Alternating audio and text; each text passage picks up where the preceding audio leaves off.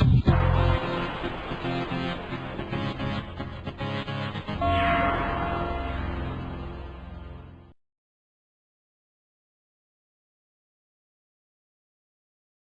again, my name is Rodney Reynolds and welcome to another video review. Today I'm looking at the Swiftech MCX462-V Heatsink.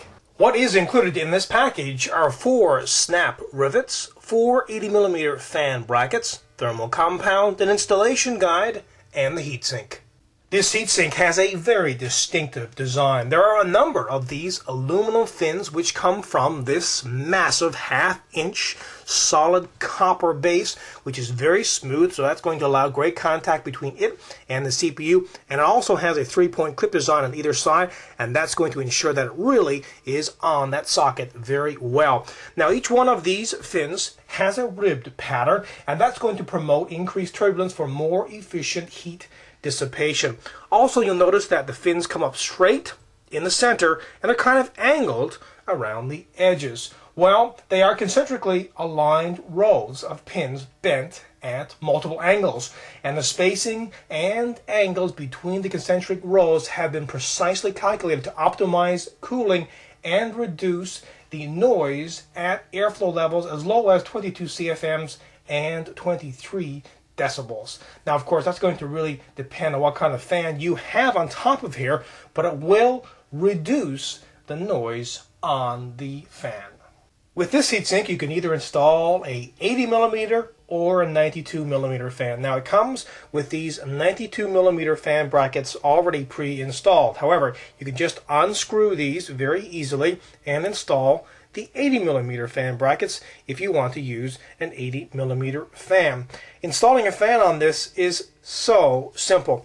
Go ahead and place the fan on top and then use these plastic snap rivets and just go ahead and push them through the fan and then down through the bracket. And when you do that, they will actually open up. And that will, of course, keep the fan very securely on the top of this heatsink.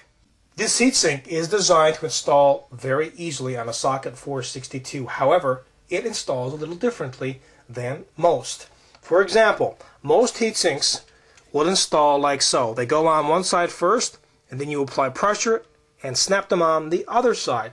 The problem with that is it creates a lot of force on one side of the core, and that can crack the core. You crack the core, you damage your CPU, and that is not a good thing. Now, on the bottom of this one, you do have that standard 3-point clip design on either side, and that's going to allow it to securely attach. However, when you put it on here, you put it on the same way, really, one side first and then the other side. But right now, that copper base is not touching the CPU.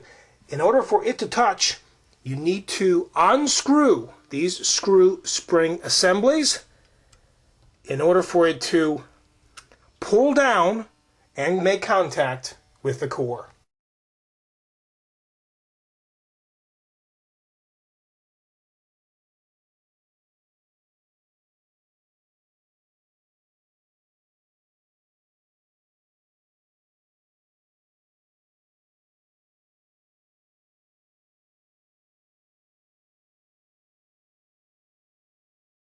This heatsink has a very interesting design. It also works extremely well, as my results show. You can install it and remove it extremely easy. And remember, you've got that 80 or 92mm fan option. Also remember that this heatsink alone weighs in at 650 grams. That's excluding the weight of the fan.